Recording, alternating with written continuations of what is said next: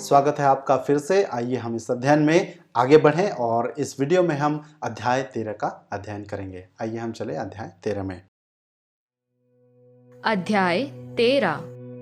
अंताकिया की कलीसिया में कितने भविष्यवक्ता और उपदेशक थे, अर्थात बरनबास और शमौन जो नीगर कहलाता है, और लूकियुस कुरेनी, और देश की चौथाई के राजा हेरोदेस का दूध भाई मनाहेम और शाऊल। जब वे उपवास सहित प्रभु की उपासना कर रहे थे तो पवित्र आत्मा ने कहा, मेरे निमित्त बरनबास और शाऊल को उस काम के लिए अलग करो जिसके लिए मैंने उन्हें बुलाया है। तब उन्होंने उपवास और प्रार्थना करके और उन पर हाथ रखकर उन्हें विदा किया। सो वे पवित्र आत्मा के भेजे हुए सिलूकिया को गए और वहां से जहाज पर चढ़कर कुप्रोस को चले और सलमीस में पहुंचकर परमेश्वर का वचन यहूदियों के आराधनालयों में सुनाया, और यूहन्ना उनका सेवक था। और उस सारे टापू में होते हुए पाफुस तक पहुँचे। वहाँ उन्हें बार यीशु नाम एक यहूदी टोन्हा और झूठा भविष्यवक्ता मिला। वह सिरगयुस पौलुस सूबेदार के साथ था, जो बुद्धिमान पुरुष था। उसने बरनबास और शाऊल को अपने पास बुलाकर परमेश्वर का वचन सुनाना चाहा, परंतु इलीमास टोन्हे ने, क्योंकि यही उसके नाम का अर्थ है, उनका सामना करके सूबेदार को विश्वास करने से रोकना चाहा। तब शाऊल ने, जिसका नाम पौलुस भी है, पवित्र आत्मा से परिपूर्ण हो उसकी ओर टकटकी लगाकर कहा, हे सारे कपट और सब चतुराई से भरे हुए शैतान की संतान, सकल धर्म के बैरी, क्या तू प्रभु के सीधे मार्ग को टेढ़ा करना न छोड़ेगा? अब देख, प्रभु का हाथ तुझ पर लगा है और तू कुछ समय तक अंधा रहेगा और सूर्य को ना देखेगा। तब तुरंत धुंधलाई और अंधेरा उस पर छा गया और वह इधर उधर टटोलने लगा ताकि कोई उसका हाथ पकड़कर के चल ले। तब सूबेदार ने जो कुछ हुआ था देखकर और प्रभु के उपदेश से चकित होकर विश्वास किया। पौलुस और उसके साथी पाफुस से जहाज खोलकर पंफूलिया के पिरगा में आए और यूहन्ना उन्हें छोड़कर यरूशलेम को लौट गया और पिरगा से आगे बढ़कर के पिसदिया के अंताकिया में पहुँचे और सब्त के दिन आराधनालय में जाकर बैठ गए।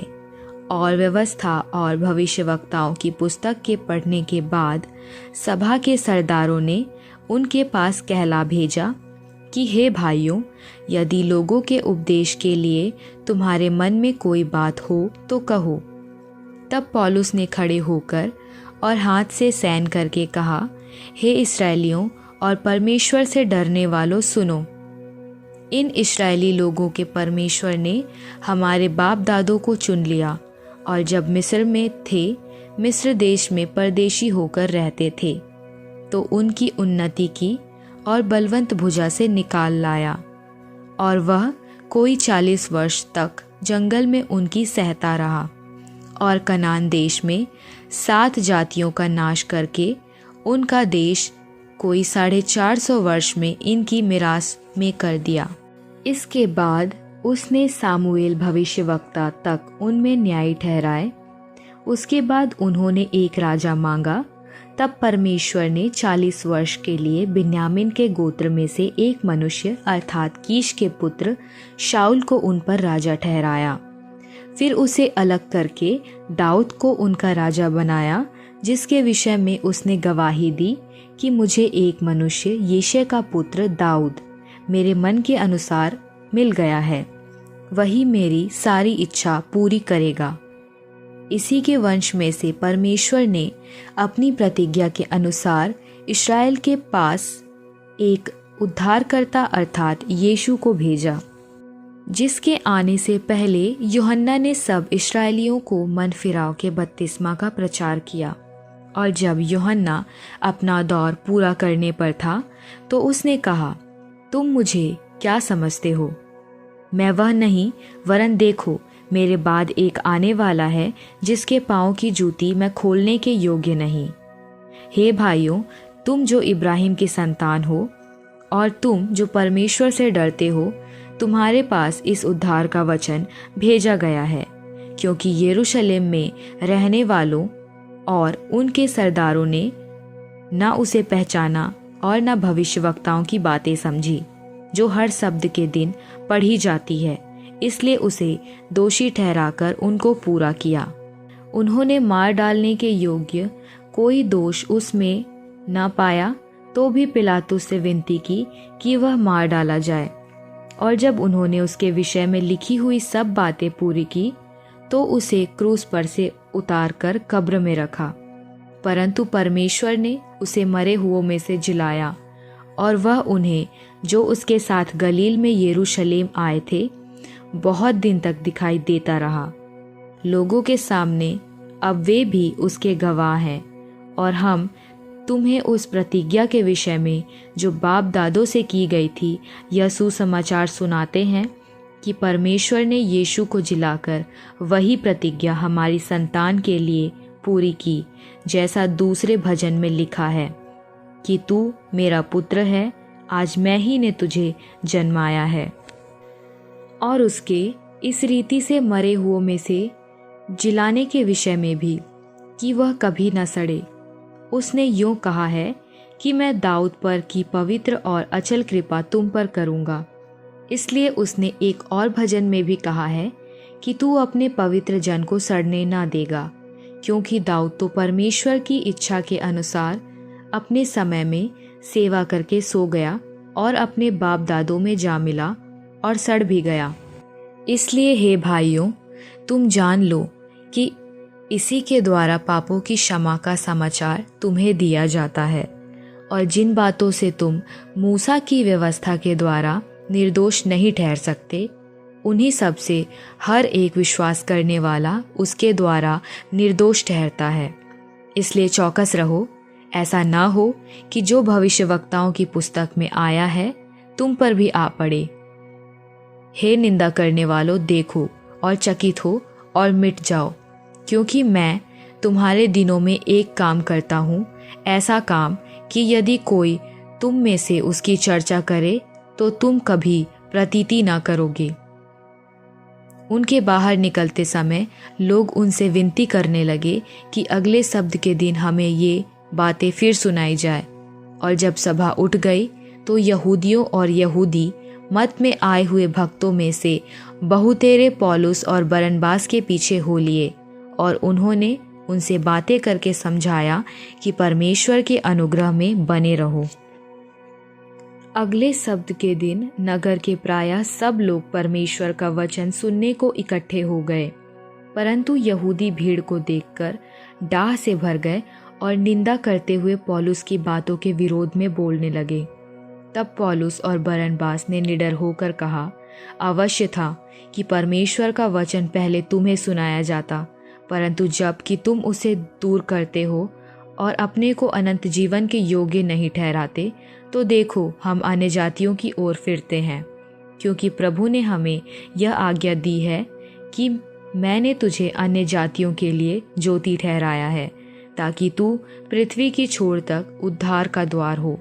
यह सुनकर अन्य जाति आनंदित हुए और परमेश्वर के वचन की बड़ाई करने लगे, और जितने अनंत जीवन के ठहराए गए थे उन्होंने विश्वास किया। तब प्रभु का वचन उस सारे देश में फैलने लगा, परंतु यहूदियों ने भक्त और कुलीन स्त्रियों को और नगर के बड़े लोगों को उकसाया और पौलुस और बरनबास पर उपद्रव करवाकर उन्हें अपने सिवानों से निकाल दिया। तब वे उनके सामने अपने पाँवों की धूल झाड़कर इकुनियुम को गए, और चेले आनंद से और पवित्र आत्मा से परिपूर्ण होते रहे। यह एक ऐसा अध्याय है जो प्रेरित के पुस्तक के बीच बदलाव को चिन्हित करता है। कैसे? यह बदलाव दरअसल शाऊल के पौलुस नाम से पुकारे जाने में भी प्रतीत होता है। सुसमाचार अपने यहूदी जड़ को छोड़कर एक गैर यहूदी संसार में प्रवेश कर रहा है। यद्यपि उन्होंने शुरुआत एक प्रणालीगत तरीके से यहूदी आराधनालय में जाने के द्वारा किया, क्योंकि यहूदिया से दूर रहने वाले यहूदी सबसे पहले मसीहा के विषय जानने में रुचि लेंगे। वे अपनी यात्रा की शुरुआत बरनबास के घर कुप्रुस जाने के द्वारा करते हैं, जहां उनकी मुठभेड़ एक झूठे भविष्यवक्ता से होती है, जिसे पौलुस पवित्र आत्मा से भरकर उसकी भर्त्सना करता है और कुछ देर के लिए उसे अंधेपन से जूझने के लिए भी दंडित करता है। स्पष्ट रूप से यह इस बात की समांतरता है कि किस प्रकार से स्वयं पौलुस ने यीशु मसीह के साथ मुठभेड़ किया और कैसे उसने उस पर विश्वास किया। वे यात्रा कर अंताकिया नाम के एक दूसरे शहर में पहुंचते हैं। वहां पौलुस का यहूदी श्रोताओं के लिए एक प्रधान उपदेश का हम वर्णन देखते हैं। दरअसल में यह उपदेश इतना प्रभावशाली रहा था, इतना सफल रहा था कि इसने यहूदी अगुए, धार्मिक अगुओं के ईर्ष्या को भी आकर्षित कर लिया। और फिर हम देखते हैं कि पौलुस और बरनबास फिर कर यहूदियों में सुसमाचार का प्रचार कर रहे थे, और ऐसा विशेष करके हम पद 46 में देख पाते हैं। इसके बाद होने वाली जो सताव है उसने बड़ा हड़कंप खड़ा किया और उन्हें विवश होना पड़ा उस जगह से बाहर निकलने के लिए, और फिर उन्हें अपने अगले गंतव्य स्थान की ओर जाना पड़ा, जिसका नाम है इकोनियम। तो ये एक रोचक अध्याय है। हमने देखा कि किस तरह से पहली मिशनरी यात्रा पौलुस और बरनबास ने पवित्र आत्मा की अगुवाई में किया। यूहन्ना मरकुस उनके साथ था और उसने उन्हें, हम देख पाते हैं कि किस तरह से पवित्र आत्मा ने उनकी अगुवाई की और अलग अलग जगह में जा पाए, सुसमाचार का उन्होंने प्रसार किया। और हम इस प्रकार देख पाते हैं कि कई जगह पे उन्हें सकारात्मक प्रतिक्रियाएं मिली, तो साथ ही साथ हम देख पाते हैं कि कई जगह पर उन्हें विरोध का भी सामना करना पड़ा, और ये सारी बातें पवित्र आत्मा की अगुवाई में चलने के बावजूद उन्हें सामना करना पड़ा। आइए हम बढ़कर इस अध्याय के निर्देशात्मक प्रश्नों पर भी ध्यान दें। सबसे पहला सवाल कि किस प्रकार हम इस अध्याय में सुसमाचार को एक समाज या फिर एक सांस्कृतिक संदर्भ से दूसरे सांस्कृतिक संदर्भ में पहुंचते हुए देख पाते हैं। हम कुप्रुस और पिसिदा के अंताकिया दोनों ही जगह यहूदी संदेशवाहक अर्थात पौलुस और बरनबास और यहूदी और गैर यहूदी श्रोताओं के बीच परस्पर क्रिया को देख सकते हैं। काफ़ी सक्रियता है, इस बात को देख सकते हैं। हम दोनों ही जगह यह देख पाते हैं कि यहूदी लोग सुसमाचार प्रचार के या सेवकाई के लिए बाधा का कारण बन रहे थे, अड़ंगा डाल रहे थे, और हम देख पाते हैं आगे कि गैर यहूदी लोग सुसमाचार को सुनने के बाद काफ़ी ग्रहणशीलता के साथ यीशु मसीह को ग्रहण कर रहे थे। दूसरा सवाल जो हम देखने वाले हैं वह यह है कि किस प्रकार से पवित्र आत्मा की अगुवाई को, उसकी सेवकाई को हम यहाँ पे देख सकते हैं इस अध्याय में।